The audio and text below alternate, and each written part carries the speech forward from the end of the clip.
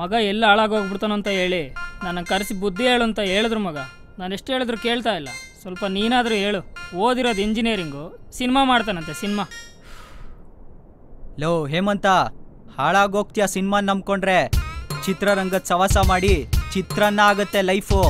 Permanent ಅಲ್ಲದೆ ಇರೋದು guarantee ಇಲ್ಲದೆ ಇರೋದು ಅದೃಷ್ಟನೇ ಅನ್ನ ಕೊಡುತ್ತೆ ಅಂತ ವರ್ಷಾನ್ಗಟ್ಲೆ ಟೈಮ್ ವೇಸ್ಟ್ ಮಾಡಿಕೊಂಡು ಸಿನಿಮಾ ಮಾಡೋದು ಒಂದು ಕೆಲಸನ, ಅದು ಒಂದು ಇಂಡಸ್ಟ್ರಿನ. ಚಪ್ಪಲಿ ಒಲಿದ್ರು ಬೇಡ ಗುರು.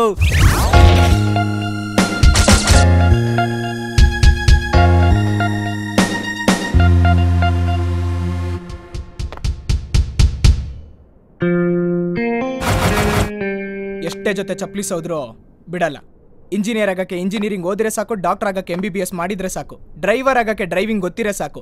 ಅದೇ ಒಬ್ಬ pilot, scientist, lecturer, teacher, hardware, software, government, private ಅಷ್ಟೆಲ್ಲ ಯಾಕೆ? ಶ್ರೀಮಂತ, ಬಡವ, ಕೂಲಿ, ಖಾಲಿ, ಪೋಲಿ, ದೊಡ್ಡವರು, ಚಿಕ್ಕವರು, ಹೆಂಗಸರು, ಗಂಡಸರು, ಫಿಸಿಕಲಿ ಚಾಲೆಂಜ್ಡ್ ಯಾರೇ ಇರ್ಲಿ, ಏನೇ ಆಗಿರ್ಲಿ, ಎಲ್ರು ಮನ್ಸೊಳಗೂ ಇಳಿದು ಮನರಂಜನೆ ಕೊಟ್ಟು ಅವ್ರನ್ನ ನಗ್ಸಿ ಅಳಿಸಿ ಅವ್ರ ನೋವೆಲ್ಲ ಮರೆಸಿ ಬದುಕಿಗೊಂದು ಬಣ್ಣದ ಕನಸು ಕೊಟ್ಟು ರಾಜನ್ ತರ ವಿರಾಜಮಾನವಾಗಿ ಕೂತು ಜೀವನಕ್ಕೊಂದು ಅರ್ಥ, ಸ್ಫೂರ್ತಿ, ಚೈತನ್ಯ ತುಂಬ್ತಿರೋ, ಎಲ್ರಿಗೂ ಇಷ್ಟವಾಗ್ತಿರೋ ಏಕೈಕ ಭಾವನೆಗಳ ಬದಲಾವಣೆ ಹರಿಕಾರ ಅಂದ್ರೆ ಸಿನಿಮಾ.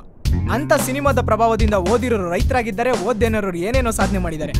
ಪ್ರೀತಿ ಸ್ನೇಹಕ್ಕೋಸ ಅರ್ಥ ಕಲ್ಸಿದ್ದು ಸಿನಿಮಾ, ಸಂಬಂಧಗಳ ನಡುವಿನ ಬಾಂಧವ್ಯದ ಬೆಲೆ ತಿಳಿಸಿದ್ದು ಸಿನಿಮಾ. 3ನೇ ಕ್ಲಾಸ್ ಓದ್ದೇ ಇರೋ ಮುತ್ತುರಾಜನಿಗೆ ಡಾಕ್ಟರೇಟ್ ಕೊಡಿಸಿದ್ದು ಸಿನಿಮಾ. ಕಂಡಕ್ಟರ್ ಆಗಿದ್ದ ಒಬ್ಬ ವ್ಯಕ್ತಿನ ಇಡೀ ಕಂಟ್ರಿನ ಮರಿದಂತೆ ಮೆರೆದಾಡಿಸಿದ್ದು ಸಿನಿಮಾ. ಗೊತ್ತು ಗುರು ಇಲ್ಲದೆ ಎಷ್ಟೋ ಜನಗಳ ಹೆಜ್ಜೆ ಗುರುತನ್ನ ಗುರುತಿಸಿ ನೆನಪಿಸೋ ಗಮ್ಮತ್ ತೋರಿಸಿದ್ದು ಸಿನಿಮಾ. ರಾತ್ರಿ ಕಂಡು ಹಗಲು ಮರೆಯೋ ಕನಸಿನ ಚಿತ್ರ ನನ್ಸಲ್ ತೋರಿಸಿದ್ದು ಸಿನಿಮಾ.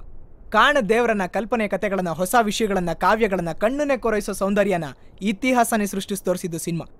ಅಂತ ಸಿನಿಮಾ ಮಾಡೋದಕ್ಕೆ ಎಷ್ಟೇ ಕಾಲ ಗತಿಸ್ ಹೋಗ್ಲಿ, ಅವಮಾನ ಎಷ್ಟೇ ಆಗ್ಲಿ, ಅನುಮಾನ ಯಾರೇ ಪಡ್ಲಿ, ಸಿನಿಮಾ ಮೇಲಿರೋ ನನ್ಗಿರೋ ನಂಬಿಕೆ ಹಾಗೇ ಇರ್ಲಿ ಅಂತ ನಾನ್ ದೇವ್ರನ್ನ ಕೂಡ ಕೇಳಲ್ಲ. ಯಾಕಂದ್ರೆ ನಾನ್ ನಂಬಿರೋ ದೇವ್ರ ನಂಬಿಕೆ, ನನಗ್ ನಂಬಿಕೆ ಇದೆ.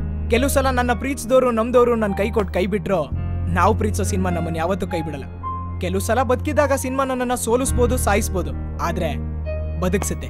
ಸತ್ ಮೇಲೂ ನನ್ನ ಬದುಕ್ಸುತ್ತೆ ಸಿನಿಮಾ.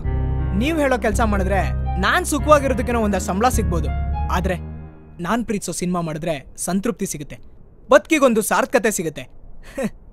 ನಾನ್ ಮಾಡಿರೋ ಸಿನಿಮಾನ ಪ್ರೀತಿಸೋ, ನನ್ನನ್ನ ಪ್ರೀತಿಸೋ ಎಷ್ಟೋ ಜನ ಕಲಾಭಿಮಾನಿಗಳ ಕಲಾ ರಸಿಕರ ಚಪ್ಪಾಳೆ ಶಿಳ್ಳೆಗಳ ಪ್ರೀತಿಯ ಸುರಿಮಳೆನೇ ಸಿಗುತ್ತೆ. ಅದಲ್ವಾ ಕಲಾವಿದನಿಗೊಂದು ಬೆಲೆ ಅಂತಂದ್ರೆ. ಅಂತ ಕಲಾವಿದ ಆಗೋದಕ್ಕೆ, ಕಲೆಗೋಸ್ಕರ ನನ್ನ ಕೊನೆ ಉಸಿರಿರೋವರೆಗೂ ನನ್ನ ಜೀವನನೇ ಸಮರ್ಪಿಸ್ಕೊಳ್ಳೋದಕ್ಕೂ ನಾನು ಸಿದ್ಧ. ಯಾಕಂದ್ರೆ ಈ ಜಗತ್ತಿನಲ್ಲಿ ಸಾವಿರದ ಏಕೈಕ ವ್ಯಕ್ತಿ ಅಂದ್ರೆ ಅವನೇ ಕಲಾವಿದ.